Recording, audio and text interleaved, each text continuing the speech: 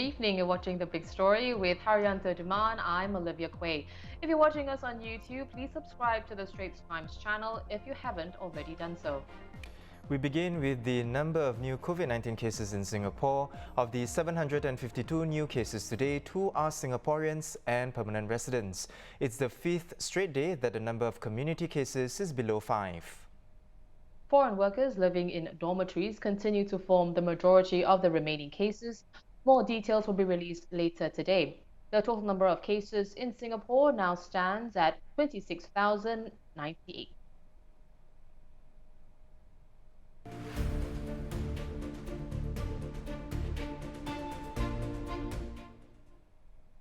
The Health Ministry said coronavirus tests are conducted by 13 laboratories in Singapore, the majority of which are located at public healthcare institutions like hospitals.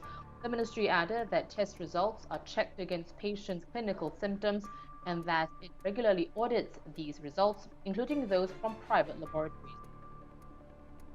All preschool staff will undergo a one-time swab test for COVID-19 starting from tomorrow, May 15th, before centres reopen on June 2nd. The tests will be conducted at 4 swabbing centres located in polytechnics at areas segregated from the rest of the premise. Staff are only allowed to go to the centres via an authorised shuttle bus, which they can take from the nearby MRT stations at Woodlands, Tampines West, Dover and Khatib.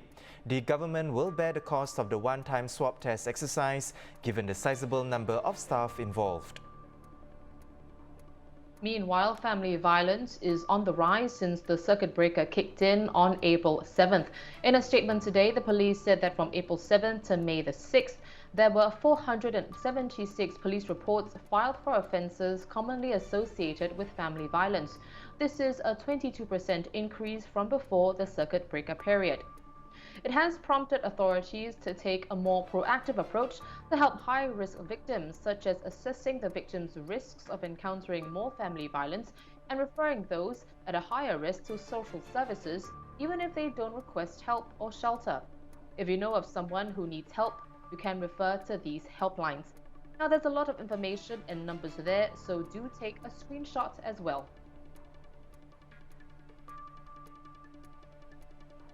Frontline healthcare workers around the world, including those in Singapore, can now apply for free return tickets from Qatar Airways. This initiative is until next Monday, May 18th. A total of 100,000 tickets will be given out, with about 14,000 tickets released at 5:01 a.m. Singapore time daily. Doctors, medical practitioners, nurses, paramedics, pharmacists, laboratory technicians and clinical researchers, you are all eligible to apply. The allocation of tickets is on a first-come, first-served basis. Each worker can apply on the airline's website for 2 tickets to anywhere that Qatar Airways flies to. It's been about 5 months since we heard of COVID-19, and we've yet to grasp the full picture of the virus. As Singapore's chief health scientist, Professor Tan said, to fight a war, you must know your enemy. Scientists are still learning more about the coronavirus so that treatments and vaccines can be developed to get it under control.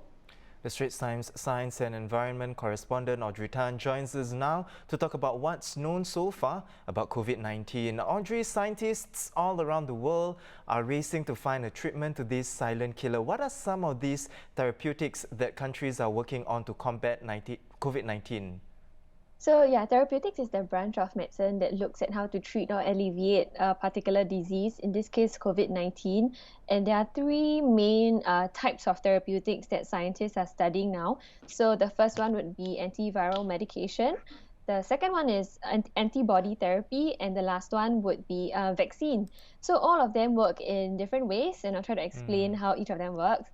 For antiviral medication, we have seen trials like remdesivir, which is originally an Ebola drug, being used to treat COVID patients now in some countries. And how that works is that it targets the virus from replicating in the human body. So can you imagine like a missile? Antiviral drugs aims to target a virus and like get rid of it. Antibody therapy is slightly different. So I think, as many of us know, antibodies are part of the immune system. Antibody therapy essentially makes use of laboratory manufactured antibodies, and you inject that into the patients in hopes that that would kickstart the immune process.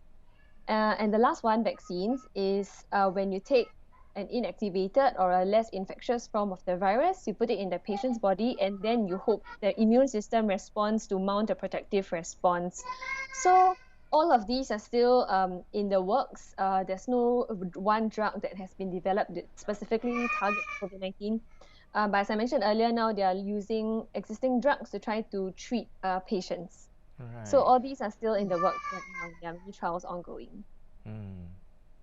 Well, we know that COVID-19 is not only a health crisis that has affected the medical community, but also the public policy decision-making process. So the virus is new and the information we have is constantly changing, and that has led to U-turns in public health policy, hasn't it? I mean, we have seen it right here, Audrey.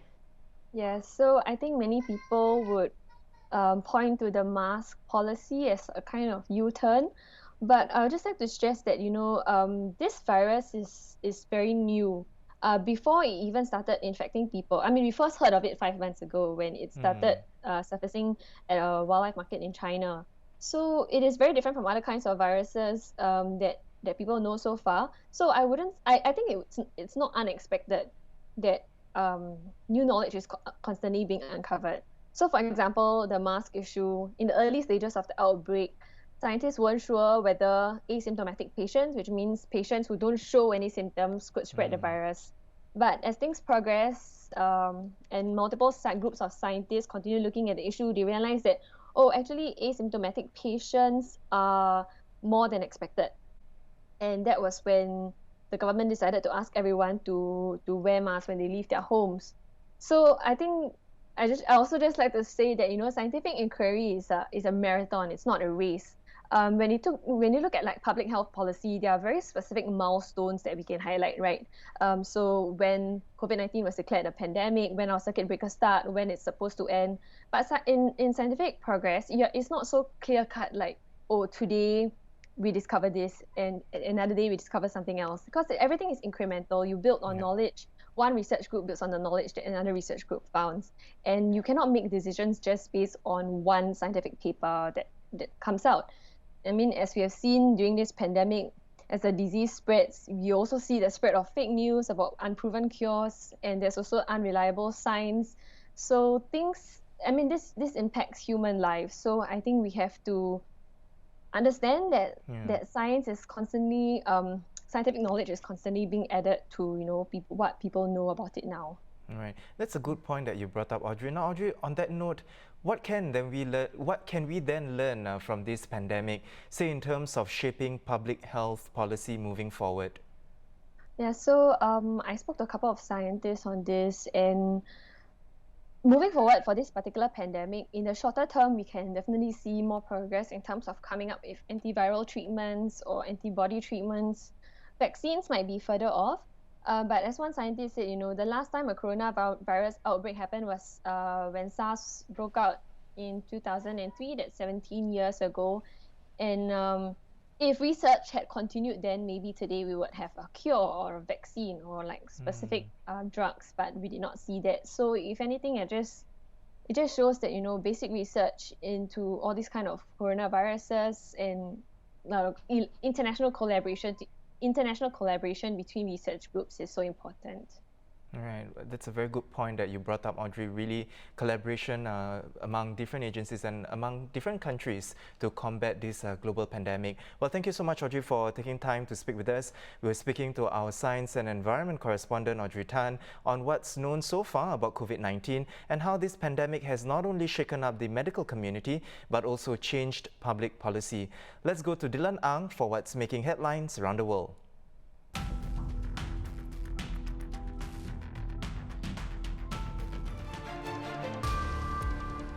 Thanks, guys. The World Health Organization said the coronavirus may never go away and warned against trying to predict when it will disappear. This virus may become just another endemic virus in our communities, and this virus may never go away. HIV has not gone away, but we've come to terms with the virus, and we have found the therapies and we've found the prevention methods, and people don't feel as scared as they did before, and we're offering life to people with HIV, long, healthy lives to people with HIV. And I'm not comparing the two diseases, but I think it is important that we're realistic, and I don't think anyone can predict when or if this disease will disappear. We do have one great hope. If we do find a highly effective vaccine that we can distribute to everyone who needs it in the world.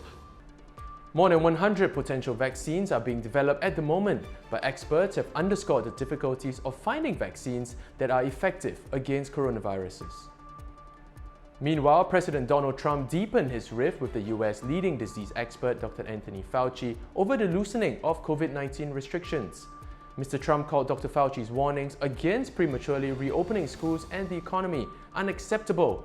Mr. Trump said that the two totally disagree on whether to keep schools closed and went on to say that the US will push on with reopening. And Japan is set to lift the state of emergency for 39 of its 47 prefectures, a month after it was declared. The state of emergency will stay in place in 8 regions, including Tokyo and Osaka. Another review will be held next week on May 21st, raising the prospect that measures could be lifted by the end of the month.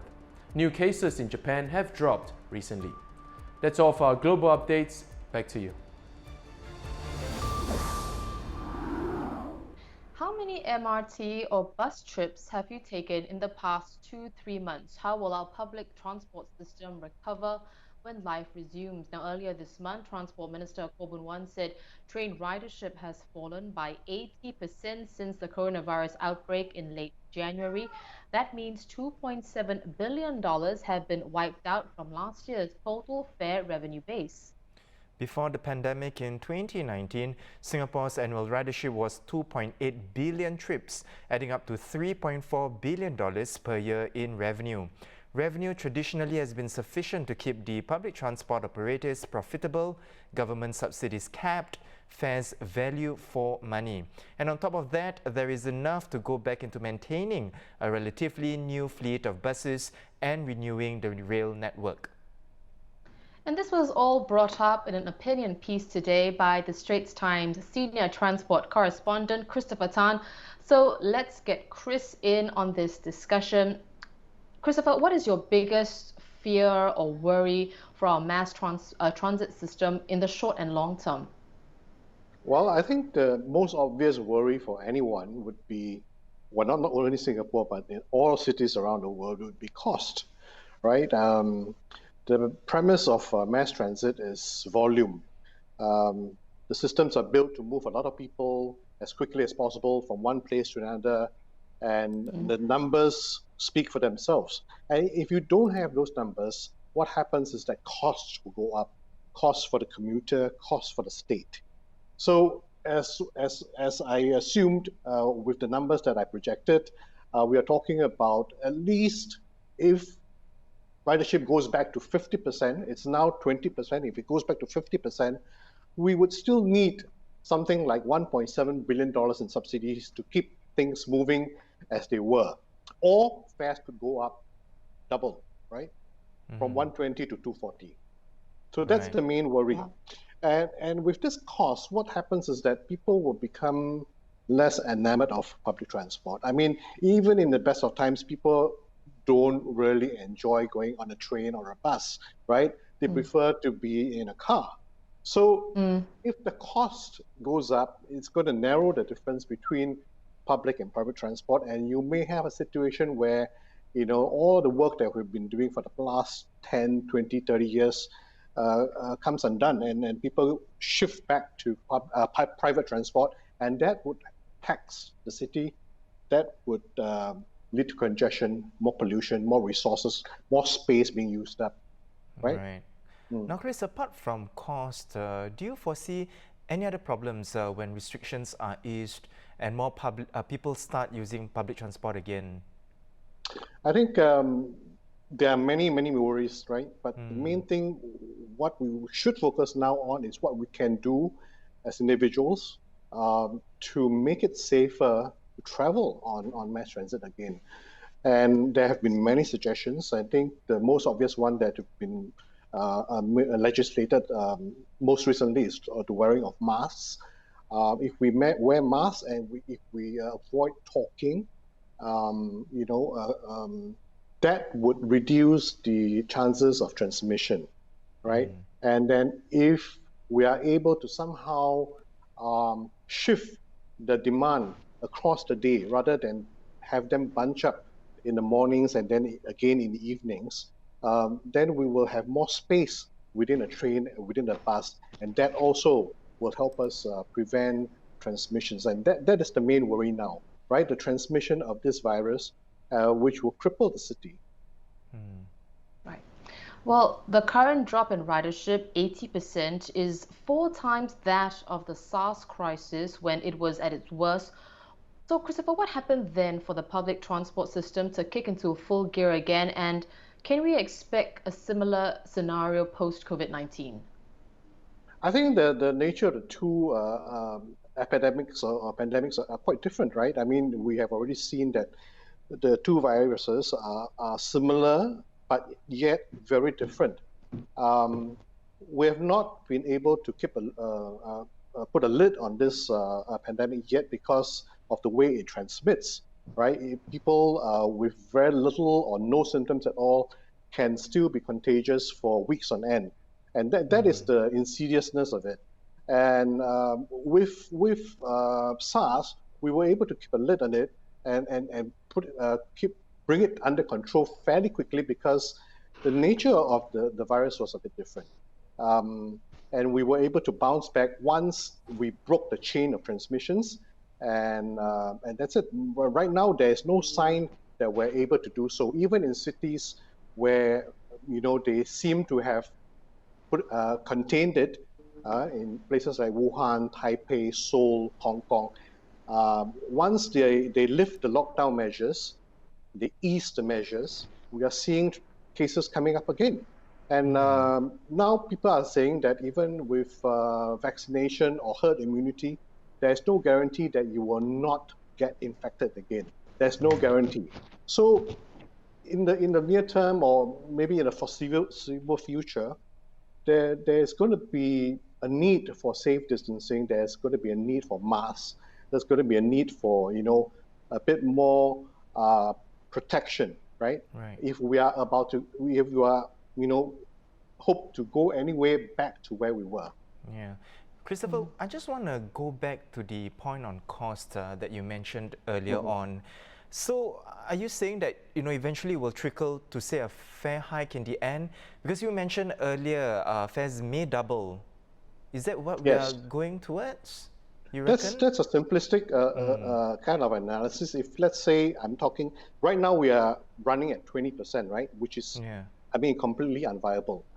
If, let's say, the circuit breaker measures are lifted a little and people get to travel a bit more, and volume goes back to 50%, 50% it's half, right? And if it's half, that means your fares will have to double if you want to keep things moving as they were before.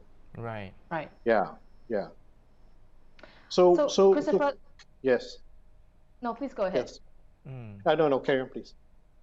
All right. So, Christopher, the main gist of your opinion piece today was the ways in which our mass transit system can evolve. So, I believe you mentioned the pandemic and the resulting drop in ridership and revenue present a silver lining in several areas. For example, a fare adjustment formula as well as a new public transport model. So, can you elaborate?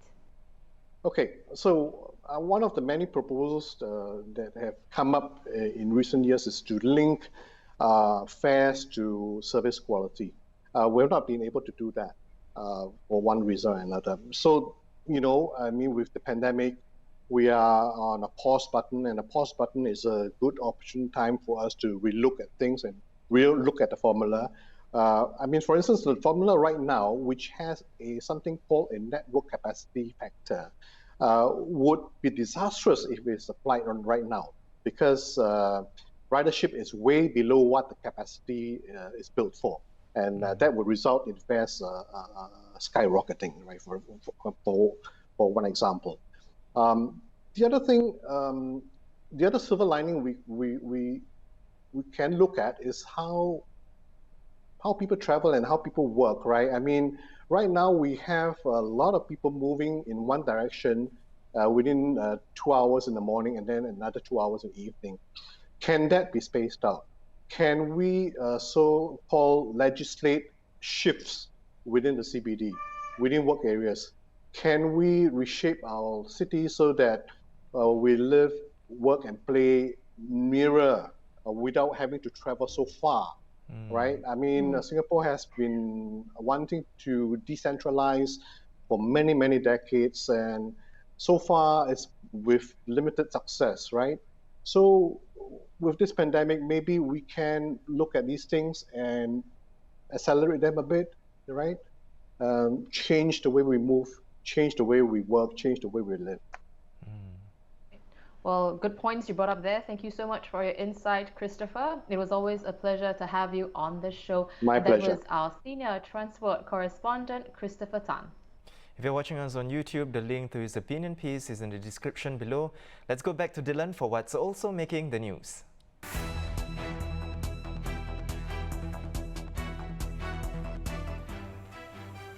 Three men were charged over their alleged involvement in a Chinatown apartment brawl over the weekend. They were each charged with 1 count of rioting while armed with deadly weapons. If convicted, they can be jailed for up to 10 years and caned. A total of 12 people have been arrested. Police are still searching for another 2 people. Hundreds of protesters gathered in shopping malls across Hong Kong yesterday to mock Chief Executive Carrie Lam on her birthday. Ignoring social distancing rules, protesters hung up banners that asked for Hong Kong's liberation. In Sha Tin, posters of Mrs. Lam's face were taped on glass windows, with one that read, "Because of you, many didn't have a happy Mother's Day." At least 1 arrest was made after police pushed back a crowd using pepper spray. The World Health Organization said it was shocked and appalled by a deadly attack on a hospital in Afghanistan. 3 gunmen had stormed the hospital as parents brought children for appointments at the unit run by medical charity Doctors Without Borders. At least 24 people are believed to be killed and another 16 wounded. No group claimed the attack, but the Afghan president has blamed both the Taliban and ISIS. Tottenham midfielder Dele Alli's London home was burgled early Wednesday morning as thieves made off with jewellery. The England playmaker escaped serious injuries after being hit in a scuffle with the robbers. He had been in isolation with his brother, their partners and a close friend. No arrests have yet been made. I'm Dylan Ang, back to you in the studio. Well, thank you, Dylan. Before we go, twice daily for 15 minutes, recovering COVID-19 patients staying at Singapore Expo take part in a mass exercise session. In this case, it's a dance workout. The Woodlands Health Campus said its Expo Healthcare team started a series of exercises and activities on Monday. These activities are meant to lift patients' mood and help them remain active while recovering.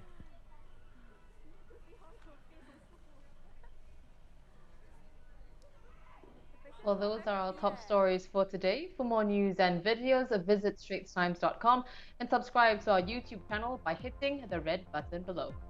Once again, I'm Haryanto Diman with Olivia Quay. Join us tomorrow for more stories on A Big Story.